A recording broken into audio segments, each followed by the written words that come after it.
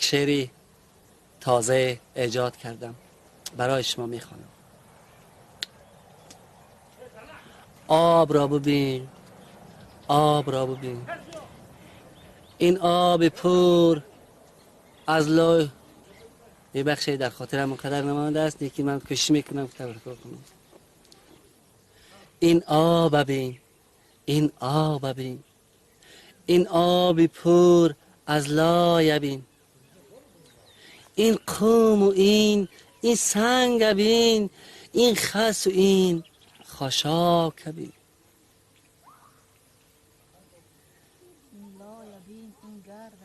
این لای بین، این گرد بین، این چنگ و این خرسنگ بین. این قهوه نیست، این چای است. این قهوه نیست، این چای است، از ویتامین ها بای است. نوشید بحری هم دیگر، نوشید بحری هم دیگر. این آب ببین، این آب ببین، این قهوه نیست، این چای است. این آب پر از لای است.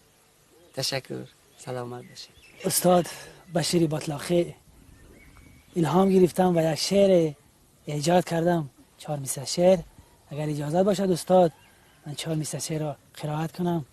بسیار خوب، بسیار خوب. مادامی که در باره آب گفتید، از بالای آب چی میگذرد؟ البته کوپرو میگذرد. شعری من در باره کوپروک است و این خیل است: آیا ای کوپروک من، آیا ای کوپروک من، به تی تو دریا میگذرد،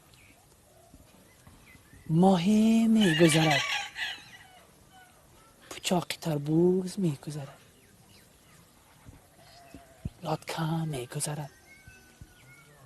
آیا ای درخت من برگ داری، نوده داری، میوه داری، به هر یک شاخه هایت میوه آویزان، به هر یک شاخه هایت برگ آویزان. نور داری، بو داری، مره